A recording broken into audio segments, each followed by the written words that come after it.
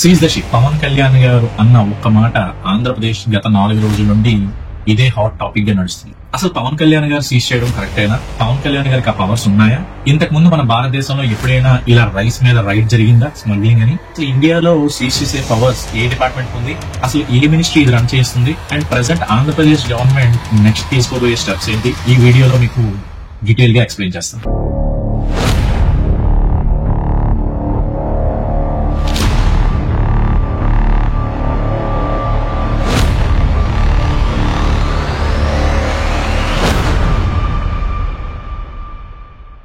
పవన్ కళ్యాణ్ గారు Kakinada port ship దగ్గరికి వెళ్లి చుట్టూ చిక్కర్లు కొడుతూ జస్ట్ షిప్ లోకి వెళ్లి నవ్వుతూ మాట్లాడి సీజ్ ద షిప్ అన్నారు. Seize the ship. If any pressure comes from central government, we'll see. Next రోజు నాదెండ్ల మనోహర్ గారు ప్రెస్ మీట్ పెట్టి ఆల్మోస్ట్ 3 సంవత్సరాల నుండి 48,000 కోట్లు దాటి ఇక్కడ రైస్ మాఫియా జరుగుతుంది వైఎస్ఆర్సీపీ హయాంలో అని మీటింగ్ లో చెప్పారు. ఈ అక్రమ బియ్యం చిత్తూరు నుండి శ్రీకాకుళం మధ్య చాలా జరుగుతుందని, బట్ కాకినాడ ఏరియాలోనే అతి ఎక్కువగా జరుగుతుందని కూడా చెప్పారు. కాకినాడ పోర్ట్ నుండి ఇక్కడికి పట్టుకెళ్లి ఈ బియ్యాన్ని ఇల్లీగల్ గా పట్టుకెళ్తున్నారని నాదెండ్ల మనోహర్ పేర్కొన్నారు. ఇంకా ఎన్డీఏ ప్రభుత్వం బియ్యం మాఫియాని కూల్చేయడానికి కృషి చేస్తుందని, దాని వెనక ఎటువంటి ఎంత పెద్దవాళ్ళ శక్తులున్నా వదిలిపెట్టమో అని హామీ ఇచ్చారు. షిప్స్ లో స్మగ్లింగ్ గూడ్స్ ని రైడ్ చేసి పట్టుకునే డిపార్ట్మెంట్ పేరు డిఆర్ఐ. డిఆర్ఐ మనకి 1957 లో ఎస్టాబ్లిష్ అయింది. ఇది యాంటీ స్మగ్లింగ్ ఏజెన్సీ అన్నమాట. Is the part of central board of indirect taxes and customs. First of all ఈ కోడ్స్ అన్ని ఎవరి కంట్రోల్ ఉంటాయి? 1986 లో inland waterways authority of India అనేది ఎస్టాబ్లిష్ చేశారు. సో ఇందులో మాక్సిమం సెంట్రల్ అనే మినిస్టర్ అనే దానికి ఎక్కువ పవర్స్ ఉంటాయి. పోర్ట్స్, షిప్పింగ్ అన్ని కంట్రోల్ కూడా సెంట్రల్ చేతిలో ఉంటుంది. అందరికీ ప్రశ్న రావచ్చు, మా స్టేట్స్ లో కూడా పోర్ట్స్ ఉన్నాయి, మరి వీళ్ళకి ఏం పవర్స్ ఉండవు అని. సో ఇక్కడే స్మాల్ లాజిక్ ఉంది.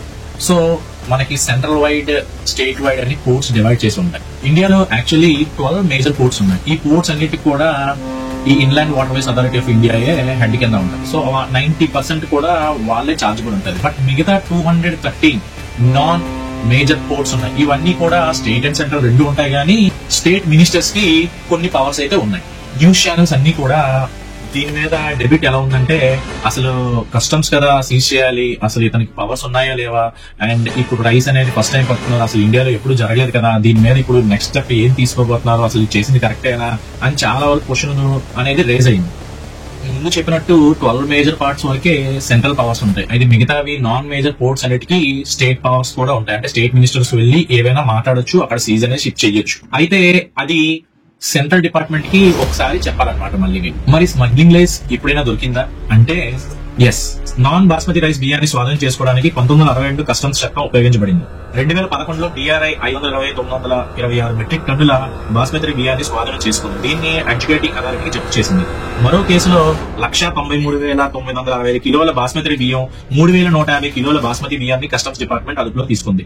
1962 కస్టమ్స్ చట్టం అనేది కస్టమ్స్ కు సంబంధించిన చట్టాన్ని ఏకీకృతం చేసి సవరించే చట్టం. 1962 యాక్ట్ ప్రకారం 113, 114, 120, 121 ఈ క్లాజెస్ మీద స్మగ్లింగ్ గూడ్స్ మీద కేసెస్ వేయచ్చు. ఎప్పుడైనా ఒక కోర్టు కి కేసు ఏమైనా వచ్చినట్టయితే అలాంటి కేసు రిఫరల్ అనేది తీసుకుంటారు. సో 2011లో 1962 యాక్ట్ ప్రకారం బాస్మతి రైస్ ని స్మగిల్ చేశారని కేసు అయితే ఉంది. సో ఆ కేసుని బేస్ చేసుకొని ఈ కేసు కూడా ముందుకు వెళ్తుందని నా అజంప్షన్.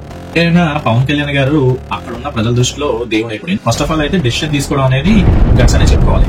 ఒక ఇండియన్ గా పవన్ కళ్యాణ్ గారు తీసుకున్న ఈ నిర్ణయం మంచిదా కాదా అనేది మీ కామెంట్స్ లో చెప్పండి.